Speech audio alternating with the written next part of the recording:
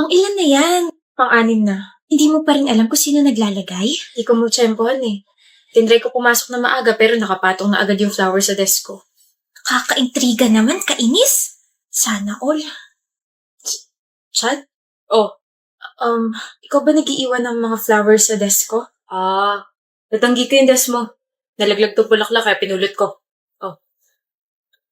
Awe, tunog dismayado ka yata. Ine-expect mo ba ako naglalapag ng mga basurang bulaklak dyan sa desk mo? Basura? Oo, bakit? Hindi lang yan yung basura. Pati yung nagbibigay, basura rin. Di ka man lang mabigyan ng totoong bulaklak. Bitter ka lang siguro. Hindi ako bitter. Bitter ka, Chad. Bakit ako magiging bitter ako nakapag-break sa'yo? Visit? Bakit ba ako nakikipag-usap sa'yo? Bakit nga nakipag-break ka sa akin? Girl, walang iniwan na bulaklak sa desk mo ngayon. Bakit kaya? Obligado ba yung taong yun na mag-iwan? Oo, hindi man lang pinaabot sa Valentine's. Ay, nabitin kilig ko. Olivia, pupunta kaming mall. Sama ka? No, may pupuntahan ako eh. Sino kaya yan? Tao po. Tao po. Ano ba yun? Chad, ginagawa mo rito. Absent ka kasi. O ano naman sa'yo? Ngayon ka lang umabsent so I got worried. Ay, mas ka na. Well, hindi ako aalis hanggat hindi mo inaaman na ikaw talaga yung naglalapag ng mga bulaklak sa desk ko. Nagsasabi mo dyan. Bakit ka may hawak na bulaklak na katulad nyo sa akin? Anak ng gatas naman. Easy. Oo na. Sa akin galing yung mga yun. Okay na. Umalis ka na. Mahal mo pa rin ba ako? Anong klaseng tanong yan? Chad naman ni, kailangan ko malaman. Kailan ba ako tumigil na mahalin ka? Uy, bakit ka nakapag-break sa akin kung ganon? Tinawag mo pang basura yung mga handmade flowers pero ikaw rin paling gumawa nun. Di kita maintindihan. Baka tawanan mo ako eh. Nung Christmas, yung nagpadala sa'yo ng 24 roses, di ba? Hindi ko tinanggap yun, sinauli ko yun. Alam ko, sinuli mo naman yun pero insecure ako eh. Pakiramdam ko hindi ako karapat dapat para sa'yo. Kaya yun, pagkatapos ko makipag-break sa'yo, nagalit ako sa sarili ko. Buong iniisip ko nung time na yun. Tapos napagdesisyonan ko na mag-part-time sa isang fast food chain para kapag nagbalikan na tayo, may mabibigay na ako sa'yo. Tapos bumili ako ng materials pang crochet kasi yun yung kasya sa budget ko eh. Kaya, pasensya na kung you're more than enough, Chad. You, your efforts, your love are more than enough. Kaya instead of breaking up with me, tell me more about what you feel. Hindi naman ako mapapagod na bigyan ka ng assurance eh. Sorry. For what? Sa pagiging rude ko sa'yo for more than 1 month. Wala yun. Oh. Dala mo palagi yan? Aba, oo naman. 9 na flowers ko. Thank you. Will you go out with me this Valentine's, Olivia? 9 words yun, kaya 9 flowers binigay ko sa'yo. Bakit sa Valentine's pa? Alam mo naman sa araw ng mga patay. Ano yun? Para patay na patay ako sa'yo. Visit ka. Sa Valentine's Day dapat ako makipagbalikan sa'yo kaso nabukin mo na ako eh. Kaya magdadate na lang tayo. Tayo na ba ulit? Oo! Hindi pa ba? Siyempre, tayo na ulit. Pakutos nga isa. Kiss muna. Thank you kasi sinagot mo na ako. You deserve it, Fred. Pinakita mo sa akin na you're worth it and besides, gusto talaga kita. I'll be good to you, Dea. I'll be your best boyfriend ever. Mamahalin kita, iingatan kita, and I'll keep my promises. Remind ko lang na alis tayo bukas ha. Sasama tayo sa outing nila mama. Okay, B. Huwag kang mag-short day ah. Huh? Pero mainit, tsaka sa resort tayo pupunta. Hindi ka rin pwede mag-bikini. Wear something that can cover your whole body. Ito na naman ba tayo, Fred? Magsiswimming tayo, hindi tayo pupunta sa malamig na lugar. Hindi ka nga pwede mag-short. Gawin mo na lang yung sinabi ko. Okay? E di magsisleeveless na blouse na lang ako. E di huwag ka na lang sumama. Buisit. Obi, anong ginagawa mo rito sa bahay? Ano sabi mo? Gagala ka?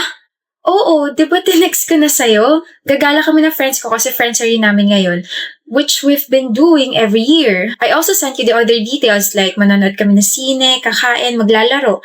O anong ginagawa mo rito? Pumayag na ba ako? What? Pasok. Hindi ka gagala kasama ng mga friends mo. Bakit? Pumayag naman na yung parents ko. Ako? Pumayag na ba ako? Di ba hindi pa? Pasok. My friends are waiting for me, Fred. Wawala ako rito. Fred! Gusto mo bang magbasag ako ng gamit? Ha? B, tayo na lang yung mag-banding. Di mo lang ako boyfriend. Best friend mo rin ako. Kaya pumasok ka na bago pa mag-init tong ulo ko. Good girl. Sino ka chat mo? Groupmates, wait lang Bea. Nag-uusap kasi kami tungkol sa thesis. Lalaki? Anong lalaki? May lalaki ba sa mga groupmates mo? Meron, 2. Block mo. Ano? I-block mo! Sabi ko sa'yo, di ba? Huwag kang makikipag-usap sa ibang lalaki. Ayaw ko rin na lumalapit ka sa kanila. Pero Fred, groupmates ko to. Ako yung leader. Iba-block ko sila. How can I even talk to my members about sa thesis? Excuse mo ba yan para mang lalaki ka? Ikaw pumili ng mga members mo, no? Malandi ka talaga. Yung prof namin yung pumili ng members. Ano ba? Ako o yung mga groupmates mo mga lalaki? Ano? Mamili ka! At ito big issue sa'yo? Fred, nag-aaral lang naman ako. Deya! Ako o yung mga groupmates mo? Yung thesis ko. Sabi yung pumili ka eh. Yung groupmates ko, you're choosing them over your boyfriend for 2 years? Kailan mo lang naman nakilala yan ah? Kailan mo lang naman mga nakasama yan ah? Pinapapili mo ako, di ba? O yan, nakapili na ako. Ano? Mabibigyan mo ba ako ng grade kapag ikaw yung pinili ko? Gagraduate ba ako kapag ikaw yung pinili ko? Ikaw ba yung madidisappoint kapag hindi ko na itawid to? At higit sa lahat, ikaw ba yung nagpapaaral sa akin, ha? My gosh, Fred! Hindi pa ba sapat yung assurance na binibigay ko sa'yo simula nung maging tayo? Araw-araw, gabi-gabi, sinasabi ko sa'yo lahat. Hinibigyan din naman kita ng access sa phone ko. Wala akong tinatago sa'yo, pero bakit ganyan ka sa akin? Kulang na lang pagbawalan mo na rin akong kitain yung mga magulang ko tsaka yung mga relatives ko eh. Okay. I just love you. Okay? I just love you, Deya. Well, selfish ang pagmamahal mo. Selfish ka. Pagsisisihan mo to. Maghahabol ka rin. I'm so done with you, Fred. Sakal na ako. Magwawala ako rito. Gusto mo, tulungan pa kita eh. Magbabasag ako, Deya. Hindi na kailangan dahil basag na yung ulo mo. Break na tayo. Nagsisinungaling ka. Sinasabi mo yung mga words na yan habang nakatingin sa gilid ko. Para ka talagang tanga. Ano ba yan? Nahalata mo agad. Wala na siya. Safe na ako. Wala na siya. Sino? Gusto kita, Lucas. Gusto kita na ikaw yung poprotekta sa akin. Elaborate. I have a stalker. Matchmate natin. Stalker? Na-report mo na ba? Twice, pero mas naniwala sila dun sa lalaki. Kailan pa to? Last week. I tried different methods. Nireport ko siya, nag-iiba ko ng way, pero nandun pa rin siya. Then last night, he tried to open the door. Ano? Saan ka pupunta? Bubugbugin niyo si Raulong yun. May right timing naman siguro. I'm so sorry, Lucas. I'm sorry if ikaw yung napili ko. I'm sorry if binigyan kita agad ng responsibilidad. Pero kasi I have my reason naman kung bakit ko ginagawa to. You have a reputation. Varsity ka ng isang football team. Sikat na sikat ka. He won't try to hurt you, okay? Kaya sa'yo ako didikit hanggang sa mawala siya. How about your parents? Patay na sila parehas eh. Only child ako. My other relatives are in the province, so I have to survive alone. Hindi ka na alone. Kasama mo na ako ngayon eh. Good morning. Morning! Ako na bag mo. Anong ginagawa mo rito? Sinusundo girlfriend ko. Kinikilig ka? Eh, syempre, nag-e-effort ka na sumabay sa deal natin eh. Tara. So, totoo nga boyfriend mo siya, Iris? Ganda ko, no? Sabi ko naman sa'yo eh, ako yung pumatol sa kanya. Diba, Lucas? Here's your bag. See you later, Reese. Reese daw? May pet name ka, hayop. Kakinikilig ako. Ang bantot ng Reese, palitan mo. Ayoko nga. Lucas? Ayaw mo nun? Ako lang yung tumatawag sa'yo nun. Nakakilig kaya? Ayaw mo ba ng Bebu? Bebe? Baby? Sweetheart? I love. Too sweet. I agree. Reese na nga lang kasi. Okay. Bahala ka sa gusto mo. Lucas Papaw. Lulu? Kaskas. Ha? Alam ko na. Luka. I think I'm gonna die. I'm super genius. Luka. Luka.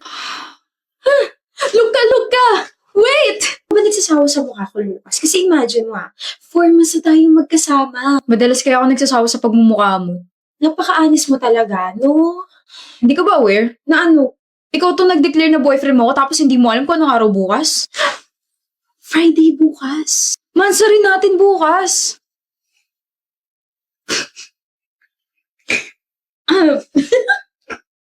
Bakit ka natatawa? Hindi naman ako aware na doon romantiko ka pala. Hindi pa monster ko pa nalalaman dyan. Well, I'm just helping you. So, O di wag. oo na, magse-celebrate na tayo. Ikaw nag-iiba na yung trato mo sa akin Delikado ka na. Ewan ko sa'yo. Hindi ka pa uwi? Mag-lock ka ng pinto Oo. Mag-double lock ka, mag-triple lock ka, huwag mo sayangin yung mga lock na binili ko para sa'yo, magsara ka ng windows, tapos magtabi ka ng pamalo sa side table mo para kapag may nakapasok dito sa apartment mo, mapoprotektahan mo yung sarili mo. Hindi. Dito na lang kayo ako matulog. Umuwi ka na nga, Lucas. Date mo ako kapag matutulog ka na Oo na, love. Anong love? Sa asta mo kasi parang tayo na talaga Sige na, umuwi ka na. Ingat ka